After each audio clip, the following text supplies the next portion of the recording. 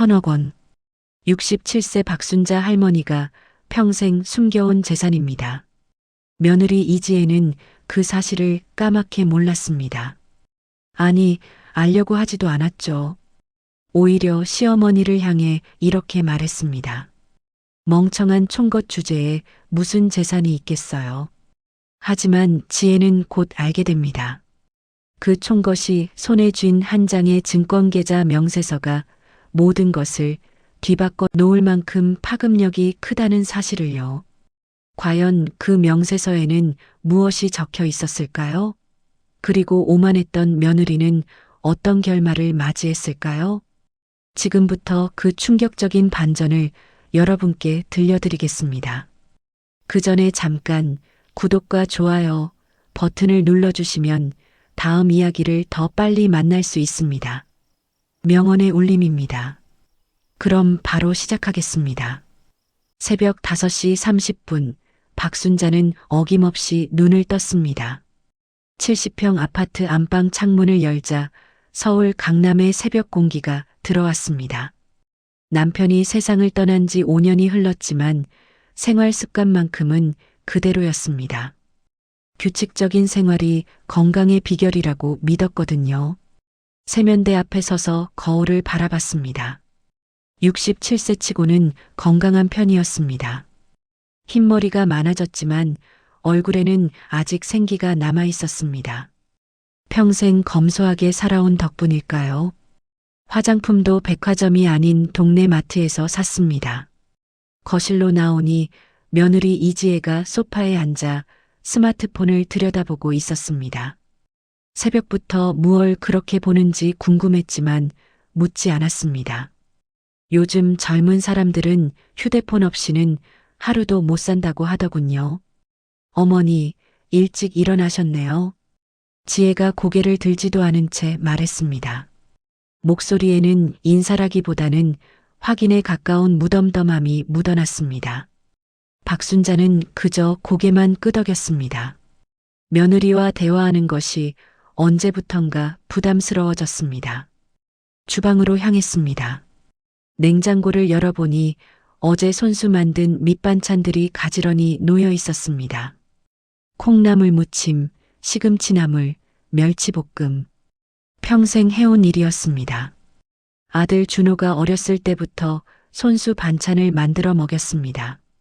하지만 요즘 지혜는 그런 반찬들을 입에 대지 않았습니다. 짜다, 맵다, 이상하다. 온갖 핑계를 대며 배달 음식만 시켜 먹었습니다.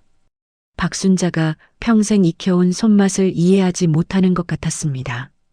간단히 아침을 차려 식탁에 놓았습니다. 지혜는 여전히 소파에서 스마트폰만 들여다보고 있었습니다. 아침 먹거라. 박순자가 조심스럽게 말했습니다. 아, 저는 안 먹어요. 다이어트 중이거든요. 지혜가 대꾸했습니다. 여전히 휴대폰에서 눈을 떼지 않았습니다. 박순자는 더 이상 권하지 않았습니다. 어차피 먹지 않을 것을 알았으니까요.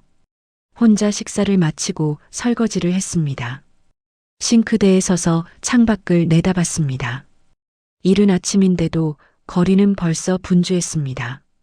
출근하는 사람들, 운동하는 사람들, 모두 각자의 삶을 살아가고 있었습니다. 문득 5년 전 남편이 세상을 떠나던 날이 떠올랐습니다. 갑작스러운 심장마비였습니다. 병원에 도착했을 때는 이미 늦었습니다. 의사는 고개를 저으며 말했습니다.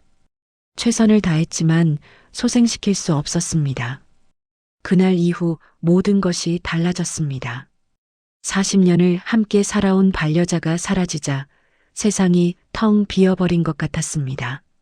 아들 준호는 일을 치르고 며칠 있다가 다시 미국으로 돌아갔습니다. 현지 법인 책임자로 일하느라 바빴거든요. 대신 며느리 지혜가 한국에 남았습니다. 아이들 교육 문제 때문이라고 했습니다. 박순자는 반가웠습니다.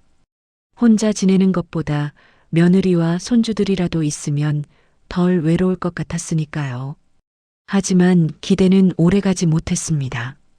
지혜는 시어머니를 대하는 태도가 점점 차갑게 변했습니다.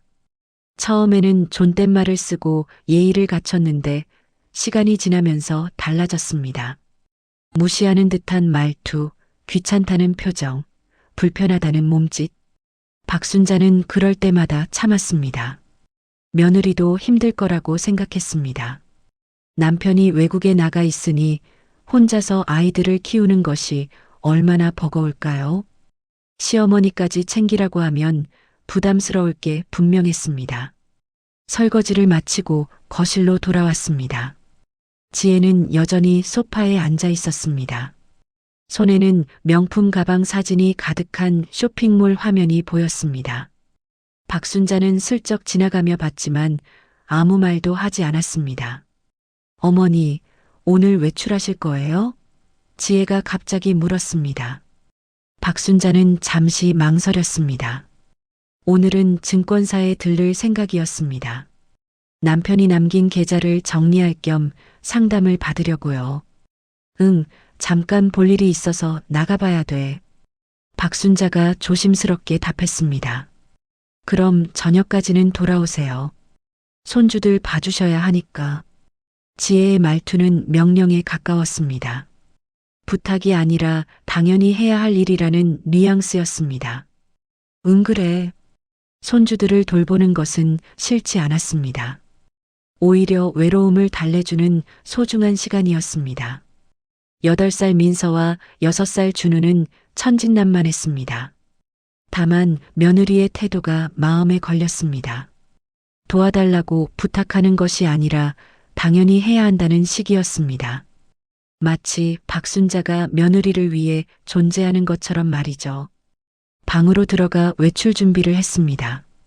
깔끔한 블라우스와 편한 바지를 골랐습니다. 거울 앞에서 옷매무새를 다듬으며 생각했습니다. 증권사에 가면 무슨 일이 생길까요? 남편 박철수는 생전에 투자를 많이 했습니다. 부동산, 주식, 채권, 다양한 자산에 분산 투자했다고 했습니다. 박순자는 자세히 알지 못했습니다. 남편이 알아서 관리했으니까요. 다만 한 가지는 기억했습니다. 남편이 임종 직전에 했던 말이었습니다. 여보, 내가 모아둔 돈이 있어. 증권사 VIP 센터에 가면 알 수 있을 거야. 아무에게도 말하지 말고 정말 필요할 때만 써. 그때는 무슨 뜻인지 몰랐습니다. 하지만 5년이 지난 지금 확인해 볼 때가 온 것 같았습니다. 최근 들어 며느리의 태도가 점점 더 심해지고 있었습니다. 언제까지 이렇게 참고만 살 수는 없었습니다. 가방을 챙기며 서랍을 열었습니다. 오래된 통장과 증권 서류들이 가지런히 정리되어 있었습니다. 남편이 남긴 유산 목록이었습니다. 박순자는 그중 VIP 센터 안내장을 꺼냈습니다. 종이는 세월에 빛바랬지만 글씨는 또렷했습니다. 박철수 고객님, VIP 자산관리센터로 방문해 주시기 바랍니다. 박순자는 그 종이를 가방 안에 넣었습니다. 오늘 모든 것을 확인할 것입니다. 거실로 나오자 지혜가 여전히 소파에 앉아 있었습니다. 다녀올게. 박순자가 인사했습니다. 네. 지혜는 고개도 들지 않았으니 현관문을 열고 나서며 박순자는 깊은 숨을 들이마셨습니다. 오늘 하루가 어떻게 흘러갈지 알 수 없었지만 한 가지는 확실했습니다. 더 이상 참고만 살지는 않을 것이라는 다짐 말입니다. 엘리베이터를 타고 1층으로 내려왔습니다. 아파트 로비를 지나 밖으로 나오니 햇살이 따스했습니다. 봄이 오고 있었습니다. 계절이 바뀌듯 자신의 삶도 변화할 수 있을까요? 버스 정류장으로 걸어가며 주변을 둘러봤습니다. 강남대로는 평일 아침답게 출근 차량으로 가득했습니다. 사람들은 바쁘게 움직이고 있었습니다. 박순자도 그들처럼 무언가를 향해 나아가고 있었습니다. 버스에 올라 창가 자리에 앉았습니다. 스마트폰을 꺼내 증권사 주소를 다시 확인했습니다. 여의도에 있는 본점 VIP 센터였습니다. 30분 정도 걸릴 것 같았습니다. 창밖 풍경을 바라보며 생각에 잠겼습니다. 지혜는 왜 저렇게 변했을까요? 처음 만났을 때만 해도 예의 바르고 착한 아이였는데 말입니다. 결혼 초기에는 시부모님을 잘 모셨습니다. 하지만 남편 박철수가 세상을 떠나고 아들 준호가 미국으로 간 뒤부터 달라졌습니다. 시어머니를 대하는 태도가 점점 무례해졌습니다. 처음에는 사소한 것들이었습니다. 대답을 짧게 한다거나 눈을 잘 안 마주친다거나 그러다가 점점 노골적으로 변했습니다. 멍청한 시골 할머니 취급을 했습니다. 박순자는 실제로 시골 출신이었습니다. 전라남도 작은 농촌 마을에서 태어났습니다. 20대의 상경에서 남편을 만났고 결혼했습니다. 학력도 높지 않았습니다. 중학교만 겨우 졸업했습니다. 집안 형편이 어려워 더 이상 공부할 수 없었습니다. 대신 일찍 사회생활을 시작했습니다. 공장에서 일하고 식당에서 일했습니다. 그런 과거를 지혜는 무시했습니다. 학벌 없는 시골 할머니라며 깔봤습니다. 박순자의 음식은 촌스럽다고 했습니다. 말투도 세련되지 못하다고 비웃었습니다. 옷차림도 시대에 뒤떨어졌다고 지적했습니다. 박순자는 그럴 때마다 아무 말도 하지 못했습니다. 사실이니까요. 정말로 학벌이 없었고 시골 출신이었고 세련되지도 못했습니다. 반박할 말이 없었습니다. 하지만 한 가지는 알고 있었습니다. 자신이 평생 얼마나 성실하게 살았는지를요. 남편과 함께 맨손으로 시작해서 여기까지 왔습니다. 40년을 악착같이 일하고 절약하며 살았습니다. 남편 박철수는 작은 무역회사를 운영했습니다. 박순자는 그 회사 경리로 일했습니다. 월급을 받지 않고 그냥 도왔습니다. 남편이 성공하는 것이 곧 자신의 성공이라고 생각했으니까요. 90년대 IMF 외환위기 때는 정말 힘들었습니다. 회사가 부도 위기에 처했습니다. 하지만 포기하지 않았습니다. 밤낮 없이 일했습니다. 빚을 갚기 위해 집까지 팔았습니다. 다행히 2000년대 들어 회사가 다시 살아났습니다. 중국 시장이 열리면서 무역 물량이 크게 늘었습니다. 박철수의 회사는 급성장했습니다. 그리고 2010년 회사를 대기업에 매각했습니다. 그때 받은 돈이 상당했습니다. 박순자는 정확한 금액을 몰랐습니다. 남편이 자세히 말해주지 않았으니까요. 다만 많다는 것만 알았습니다. 그리고 그 돈을 잘 투자해서 불렸다고 했습니다. 버스가 여의도 정류장에 도착했습니다. 박순자는 내려서 증권사 빌딩을 찾았습니다. 30층짜리 고층 건물이었습니다. 로비는 화려했습니다. 대리석 바닥에 샹들리에가 빛났습니다. 안내 데스크로 다가갔습니다. 젊은 여직원이 미소를 지으며 인사했습니다. 어떻게 오셨습니까? VIP 센터에 예약이 있습니다. 박순자가 안내장을 건넸습니다. 직원은 서류를 확인하고 고개를 끄덕였습니다. 10층으로 올라가시면 됩니다. 엘리베이터는 저쪽입니다. 직원이 안내했습니다. 박순자는 감사하다고 인사하고 엘리베이터로 향했습니다. 10층에 도착하자 분위기가 완전히 달랐습니다. 1층 로비보다 훨씬 조용하고 고급스러웠습니다. 두꺼운 카펫이 깔려 있었고 벽에는 유명 화가의 그림이 걸려 있었습니다.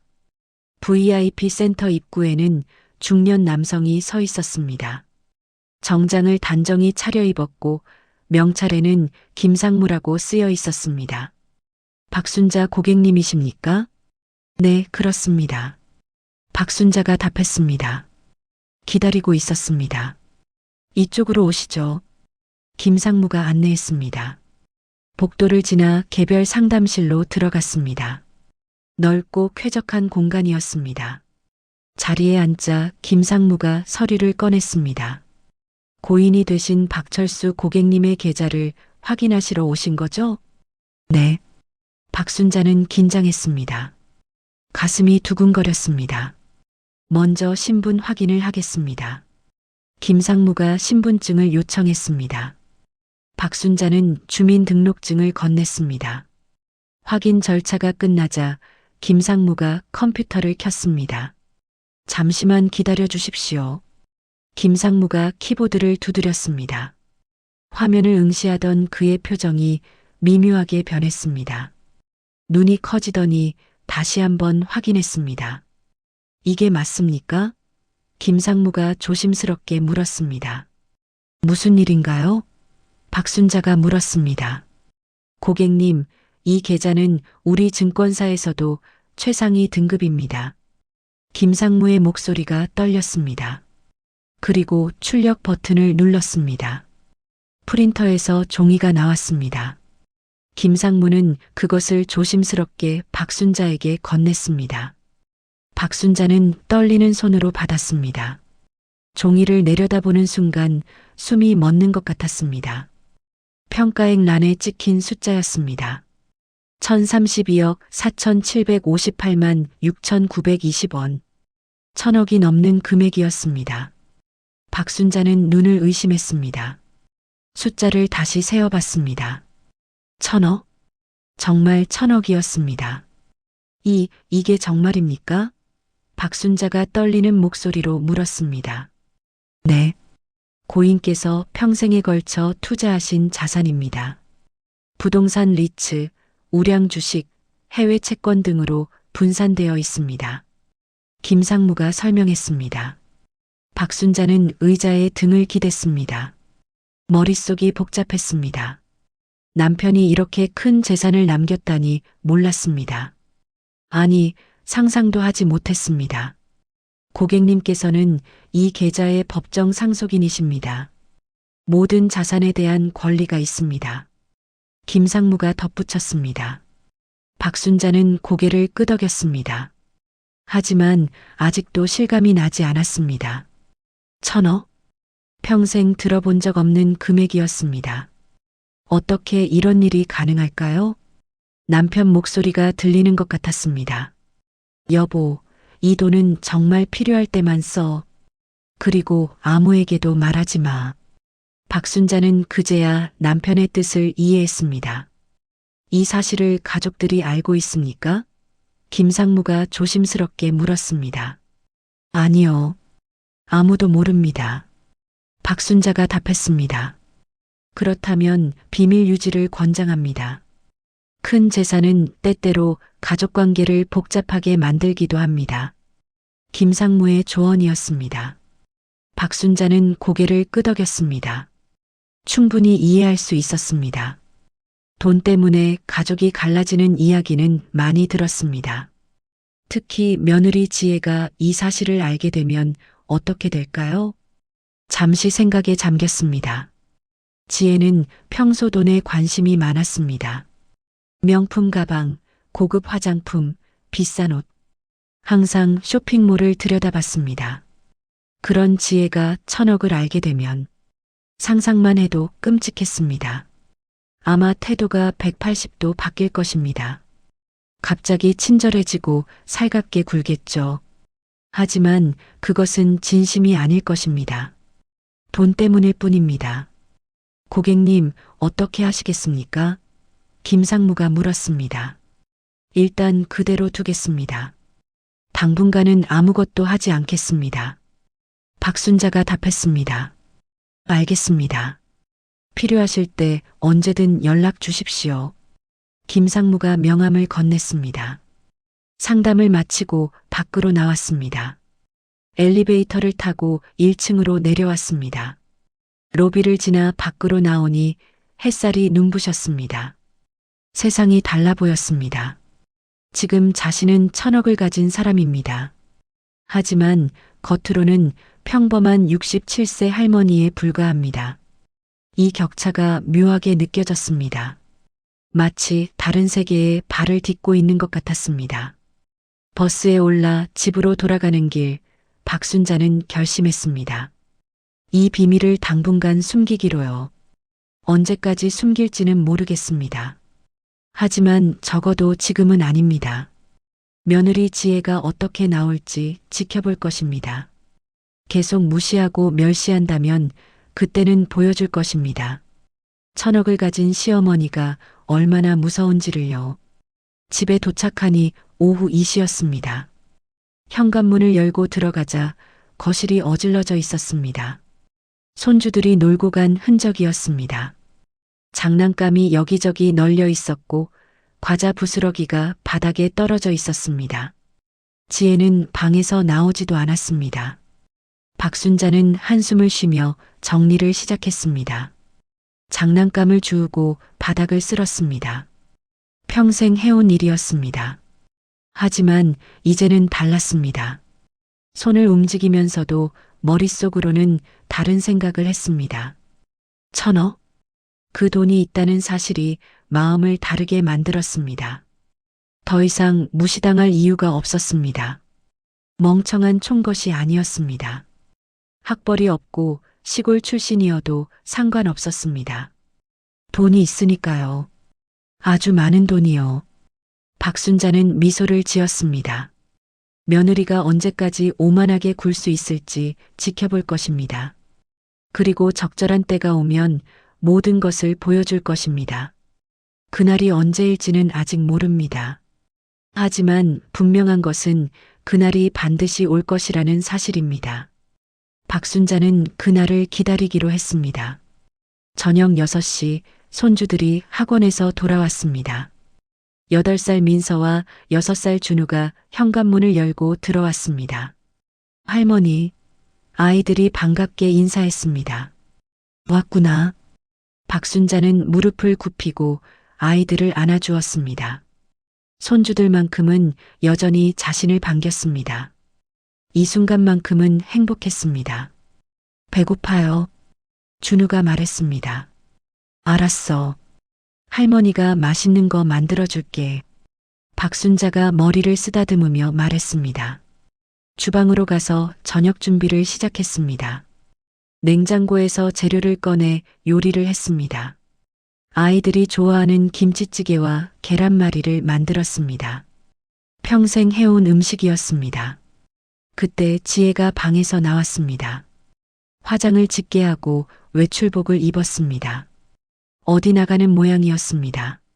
어머니, 저 친구들 만나러 나갔다 올게요. 지혜가 말했습니다. 물어보는 것이 아니라 통보하는 투였습니다. 애들은요? 박순자가 물었습니다. 어머니가 봐주시면 되죠. 지혜는 당연하다는 듯 답했습니다. 제가 좀 피곤한데. 박순자가 조심스럽게 말했습니다. 피곤하면 일찍 자는 건 어떠니? 애들은 알아서 자니까. 지혜는 들은 척도 하지 않았습니다. 박순자는 더 이상 말하지 못했습니다. 지혜는 가방을 들고 현관으로 향했습니다. 현관문이 닫히는 소리가 들렸습니다. 아이들은 식탁에 앉아 밥을 먹었습니다. 할머니, 이거 맛있어요. 민서가 말했습니다.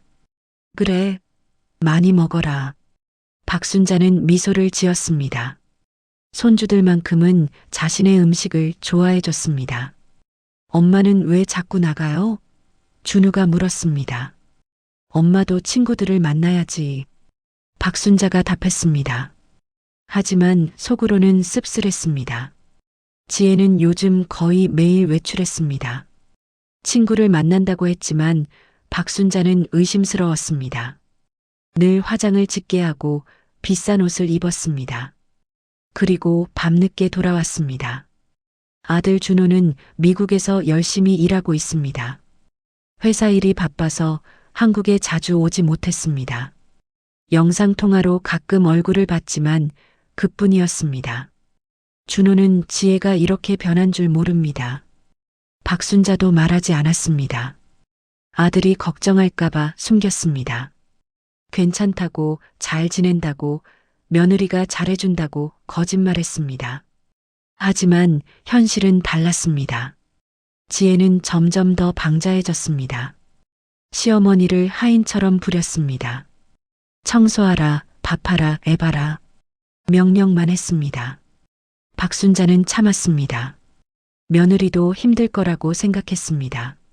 남편 없이 혼자 아이들을 키우는 것이 스트레스일 거라고요. 그래서 더 참았습니다.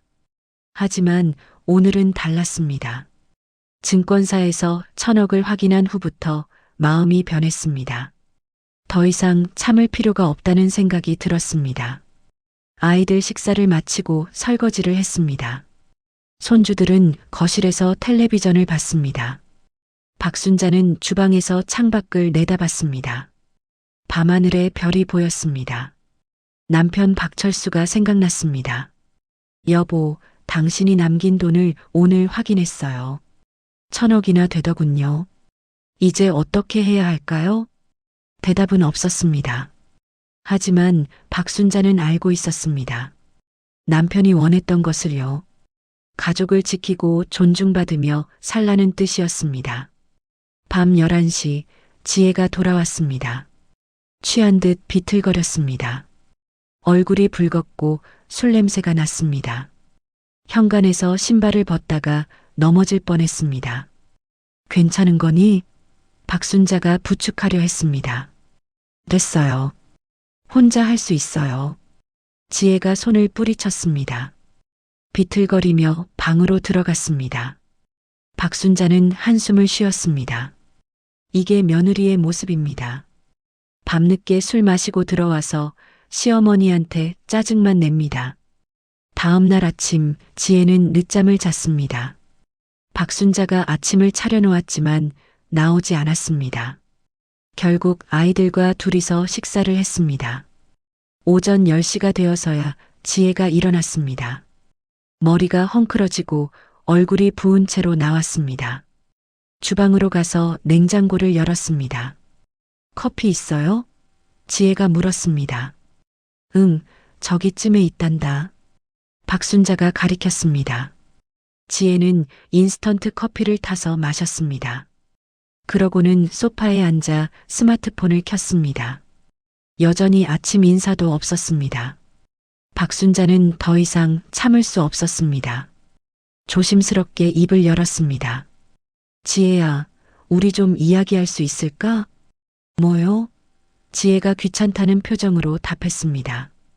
요즘 너무 자주 외출하는 것 같아서 아이들이 엄마를 보고 싶어 하더구나. 박순자가 조심스럽게 말했습니다. 그게 무슨 상관이에요? 제 시간은 제가 알아서 쓸 거예요. 지혜의 목소리가 차가웠습니다. 그래도 아이들은 엄마가 필요하잖니. 박순자가 계속 말했습니다. 그래서 어머니가 봐주시잖아요. 어머니는 할 일이 그것밖에 없잖아요. 지혜의 말이 날카로웠습니다. 박순자는 가슴이 철렁했습니다. 할 일이 그것밖에 없다니. 자신을 뭐라고 생각하는 걸까요? 그냥 애 봐주는 기계입니까? 나도 사람이야. 존중받고 싶어. 박순자의 목소리가 떨렸습니다. 존중? 지혜가 비웃었습니다. 어머니가 뭘 하셨는데 존중을 받으려고 해요? 뭐라고? 박순자가 놀라서 물었습니다. 솔직히 말씀드릴게요. 어머니는 학벌도 없고 배운 것도 없잖아요. 시골에서 올라와서 평생 남편 뒷바라지만 하셨잖아요. 그게 뭐가 대단한데요? 지혜의 말이 계속됐습니다. 박순자는 말문이 막혔습니다. 며느리의 입에서 이런 말이 나올 줄 몰랐습니다. 그리고 이 집도 아들 이름으로 되어 있어요. 어머니 것도 아니잖아요. 그러니까 제발 아들한테 일러 바치지 말고 조용히 계세요. 지혜가 쐐기를 박았습니다. 그 순간 박순자의 마음속에서 무언가가 터졌습니다. 분노였습니다. 참고 참았던 모든 것이 한꺼번에 폭발하는 것 같았습니다. 내가 감히. 박순자가 떨리는 목소리로 말했습니다. 뭐라고요? 지혜가 비웃으며 물었습니다. 내가 감히 나를 무시해? 박순자의 목소리가 커졌습니다. 무시? 사실을 말한 것뿐인데요. 멍청한 총것 주제에. 지혜가 독서를 퍼부었습니다. 그 순간이었습니다. 박순자는 결심했습니다. 더 이상 참지 않기로요. 가방에서 증권사 명세서를 꺼냈습니다. 떨리는 손으로 식탁 위에 던졌습니다. 이게 뭔지 아니? 박순자가 물었습니다. 지혜는 짜증스럽게 종이를 집어들었습니다. 대충 훑어보다가 숫자를 봤습니다. 그리고 멈췄습니다. 눈이 커졌습니다.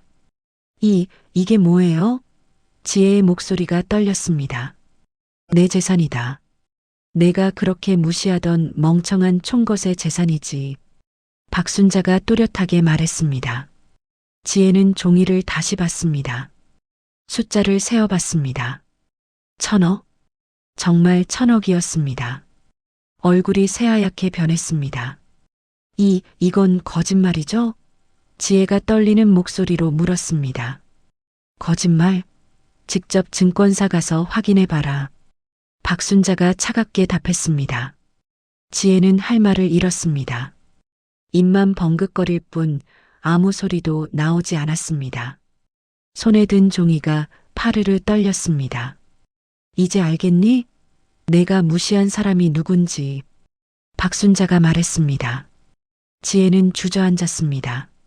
소파에 털썩 앉으며 종이를 놓지 못했습니다.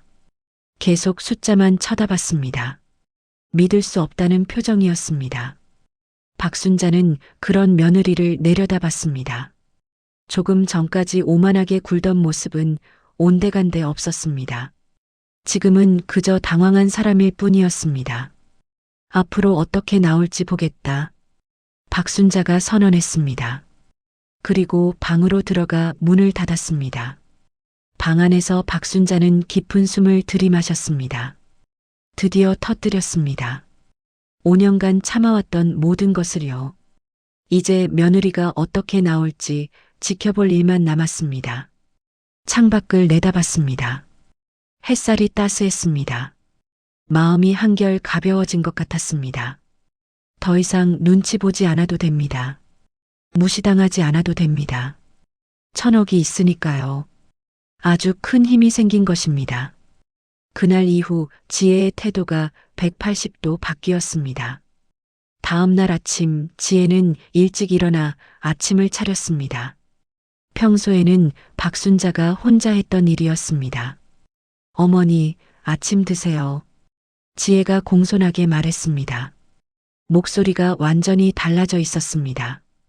박순자는 식탁에 앉았습니다. 지혜가 정성껏 차린 아침이 놓여 있었습니다. 하지만 박순자는 냉정했습니다. 갑자기 왜 이러니? 박순자가 물었습니다. 어머니께 죄송했어요. 그동안 제가 너무 철없이 굴었습니다. 지혜가 고개를 숙이며 사과했습니다. 박순자는 비웃었습니다. 돈을 보고 나서야 태도가 바뀌다니. 얼마나 뻔한지 알 수 있었습니다. 이제 와서 사과해봤자 소용없어. 박순자가 냉정하게 말했습니다. 어머니, 지혜가 울먹였습니다. 그동안 나한테 한 말들 기억하지? 멍청한 총것, 할 일이 그것밖에 없다. 다 기억하고 있어.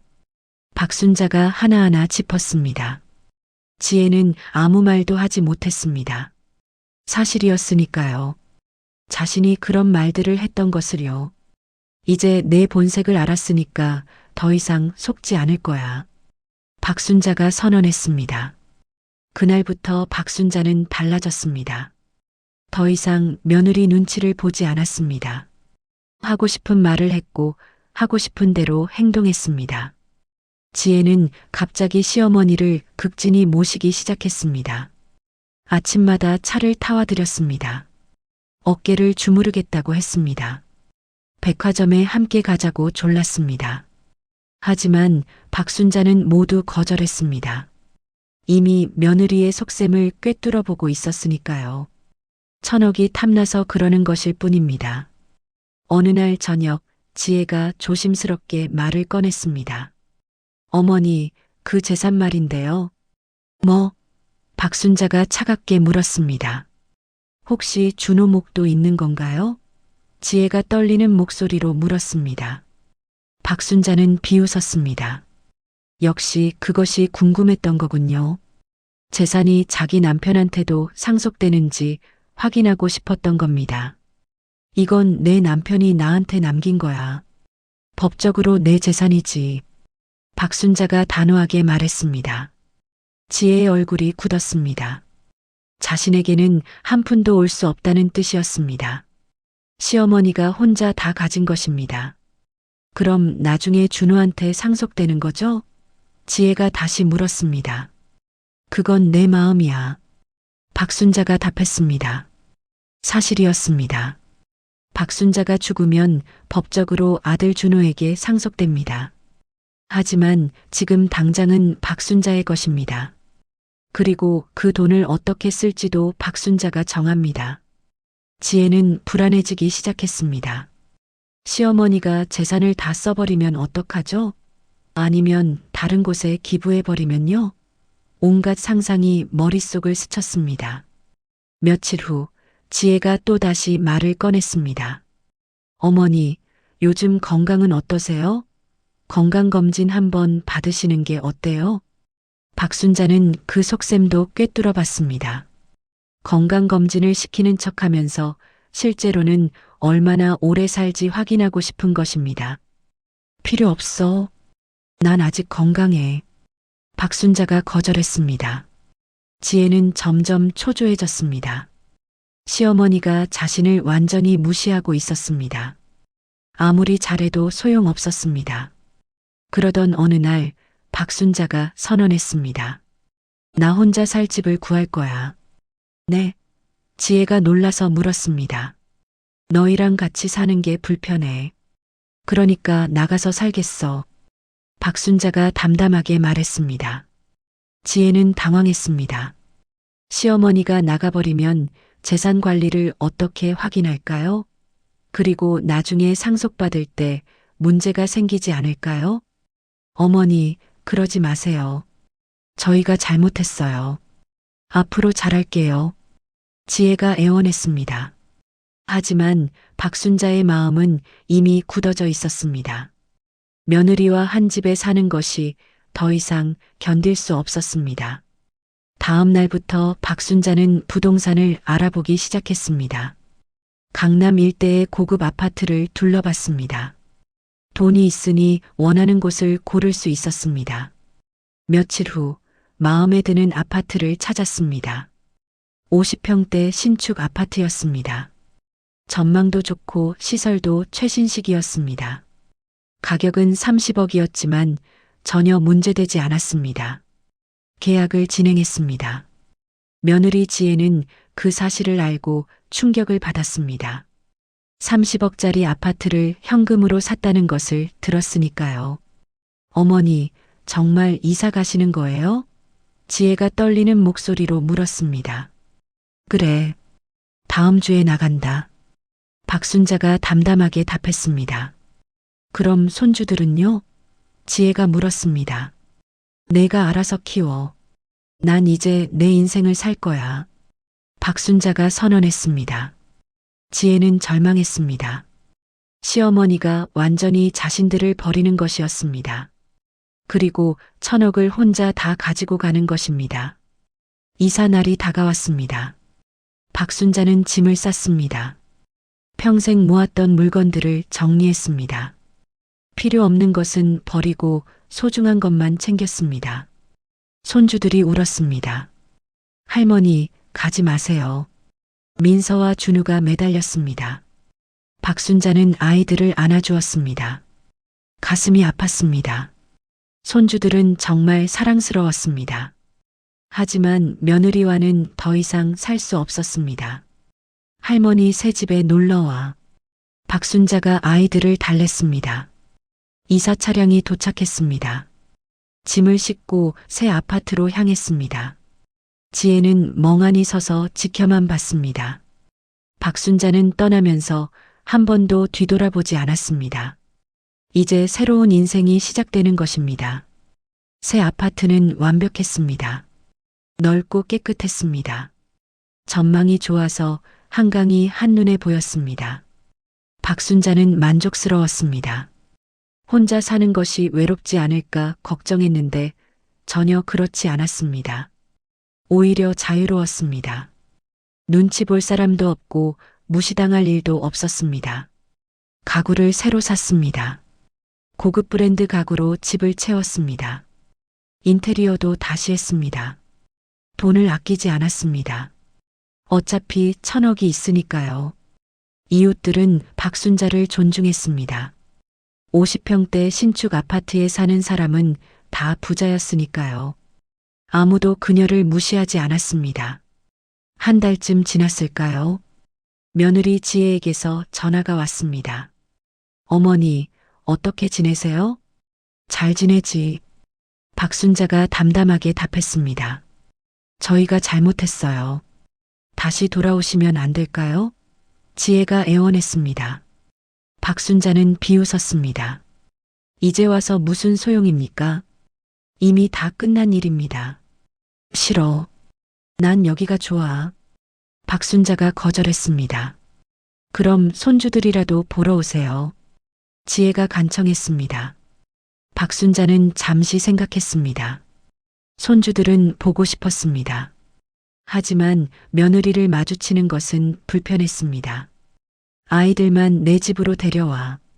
박순자가 제안했습니다. 알겠어요. 지혜는 어쩔 수 없이 승낙했습니다. 주말마다 손주들이 박순자의 집에 놀러 왔습니다.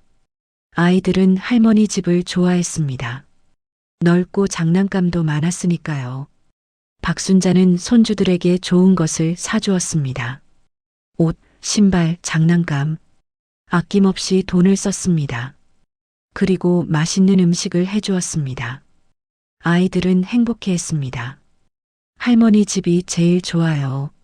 민서가 말했습니다. 그 말을 들은 지혜는 질투가 났습니다. 아이들이 자기보다 시어머니를 더 좋아하는 것 같았으니까요. 어느 날 아들 준호가 한국에 왔습니다. 미국에서 잠깐 들어온 것이었습니다. 어머니를 만나러 박순자의 집에 왔습니다. 어머니, 여기 정말 좋네요. 준호가 감탄했습니다. 그래, 마음에 들어. 박순자가 미소를 지었습니다. 그런데 왜 따로 사시게 된 거예요? 준호가 물었습니다. 박순자는 며느리가 어떻게 굴었는지 설명했습니다. 처음에는 숨기려 했지만 이제는 말할 때가 됐다고 생각했습니다. 준호는 충격을 받았습니다. 아내가 그렇게 무례하게 굴었다니 믿을 수 없었습니다. 죄송합니다, 어머니. 제가 몰랐어요. 준호가 고개를 숙였습니다. 내 잘못은 아니야. 박순자가 아들을 달랬습니다. 하지만 준호는 아내와 심각한 대화를 나눠야겠다고 생각했습니다. 이대로 둘 수는 없었습니다. 그날 저녁 준호는 지혜와 대화를 나눴습니다. 어머니께 어떻게 그럴 수 있어? 준호의 목소리가 차가웠습니다. 지혜는 변명했습니다. 하지만 준호는 들어주지 않았습니다. 이혼하자. 준호가 선언했습니다. 지혜는 경악했습니다. 이혼이라니. 뭐라고요? 난 어머니를 무시하는 사람과 살 수 없어. 준호가 단호하게 말했습니다. 지혜는 무릎을 꿇었습니다. 잘못했어요. 다시는 안 그럴게요. 하지만 준호의 마음은 이미 결정된 것 같았습니다. 돌이킬 수 없었습니다. 결국 두 사람은 이혼 절차를 밟기 시작했습니다. 지혜는 재산 분할을 요구했지만 박순자의 1,000억은 해당 사항이 없었습니다. 시어머니 재산이니까요. 지혜는 모든 것을 잃었습니다. 남편도 집도 돈도 그리고 아이들 양육권도 준호가 가져갔습니다. 한 달 후 지혜는 작은 원룸으로 이사했습니다. 1,000억을 눈앞에서 봤지만 단 한 푼도 손에 쥐지 못했습니다. 박순자는 그 소식을 듣고 조금도 동정하지 않았습니다. 자업자득이라고 생각했습니다. 그로부터 6개월이 지났습니다. 박순자는 새로운 삶을 살고 있었습니다. 손주들과 함께 시간을 보냈고 자신을 위한 일도 시작했습니다. 평생 하고 싶었던 일들을 했습니다. 여행도 다니고 취미 생활도 시작했습니다. 서예 학원에 다니고 요가도 배웠습니다. 이웃들과 친해졌습니다. 같은 아파트에 사는 비슷한 연령대 사람들과 모임도 만들었습니다.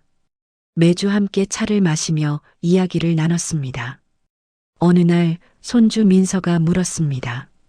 할머니, 행복하세요? 박순자는 고개를 끄덕였습니다. 그래, 행복해. 정말 행복했습니다. 평생 살면서 이렇게 행복한 적이 없었던 것 같습니다. 돈이 많아서가 아니라 존중받으며 살고 있기 때문입니다. 1,000억은 여전히 증권 계좌에 그대로 있었습니다. 박순자는 그 돈을 거의 쓰지 않았습니다. 필요한 만큼만 썼습니다. 나머지는 아들과 손주들을 위해 남겨둘 생각이었습니다. 하지만 이제는 조건이 붙었습니다. 자신을 존중하는 사람에게만 물려줄 것입니다. 며느리 지혜가 어떻게 됐는지는 들었습니다. 혼자 힘들게 살고 있다고 했습니다. 박순자는 안타까운 마음이 들었지만 그것도 잠시였습니다. 자신을 무시한 대가를 치르는 것이니까요. 누구를 탓할 수도 없습니다. 어느 저녁 박순자는 창가에 앉아 한강을 바라봤습니다. 석양이 아름다웠습니다. 하늘이 붉게 물들고 있었습니다. 남편 박철수가 생각났습니다. 여보, 당신이 남긴 돈 덕분에 존중받으며 살고 있어요. 고마워요. 박순자는 미소를 지었습니다. 이제야 진짜 자신의 인생을 살고 있다는 느낌이 들었습니다. 67년을 살았지만 지금이 가장 행복합니다. 손주들 웃음소리가 들렸습니다. 아이들이 거실에서 놀고 있었습니다. 박순자는 그 소리를 들으며 생각했습니다. 돈이 전부는 아닙니다. 하지만 돈이 있으면 존중받을 수 있습니다. 그리고 존중받으며 사는 것이 얼마나 중요한지 이제야 알았습니다. 며느리 지혜는 그것을 몰랐습니다. 시어머니를 무시하고 멸시했습니다. 그 대가를 톡톡히 치렀습니다. 박순자는 다시는 무시당하지 않을 것입니다. 1,000억이 있으니까요. 그리고 그 돈을 지혜롭게 사용할 것입니다. 이야기는 여기서 끝입니다. 67세 박순자 할머니가 1,000억 재산으로 며느리를 역전시킨 이야기였습니다. 여러분이라면 어떻게 하셨을까요? 댓글로 의견을 남겨주세요. 그리고 구독과 좋아요 버튼을 눌러주시면 다음 이야기로 더 빨리 찾아뵙겠습니다. 감사합니다.